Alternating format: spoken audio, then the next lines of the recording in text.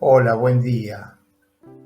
Esperamos que te guste el pensamiento de hoy y no dejes de dejarnos tu comentario, de escribirnos de dónde sos, escribirnos de dónde nos escuchás y si tenés alguna sugerencia, escuchamos. Pensamiento del día martes 2 de septiembre. El que ama no excluye. Conviene que comprendamos qué significa aquella palabra de la Escritura. Prefiero la misericordia a los sacrificios. ¿Por qué Dios quiere de nosotros la misericordia? ¿Por qué quiere que seamos como Él? A lo largo de todo el Evangelio, Jesús nos habla del amor del Padre, por buenos y malos, por justos y pecadores, por cada uno. No hace distinciones ni excluye a nadie. ¿Por qué misericordia y no sacrificio? Porque el amor es el valor absoluto que da sentido a todo lo demás, incluido el culto al sacrificio.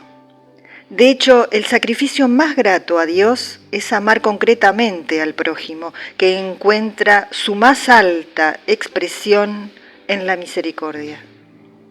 Misericordia que ayuda a ver siempre nuevas a las personas con las que vivimos a diario, en familia, en el colegio, en el trabajo, sin acordarse de sus defectos, de sus errores, que nos ayuda no solo a no juzgar, sino a perdonar las injusticias sufridas.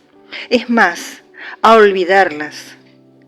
Nuestro sacrificio no será tanto las largas vigilias y los ayunos o dormir por el suelo, sino acoger siempre con el corazón a todo el que pase a nuestro lado, sea bueno o malo. Para nosotros, la misericordia nace del amor que sabe sacrificarse por cualquier otra persona, según el ejemplo de Jesús, quien llegó incluso a dar la vida por todos. Martes 2 de septiembre. El que ama no excluye. Chiara Lubich, fragmentos del comentario a la palabra de vida de junio de 2002.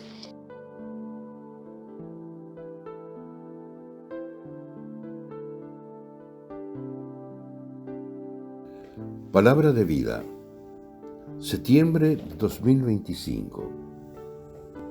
Alégrense conmigo porque he hallado la oveja que se me había perdido.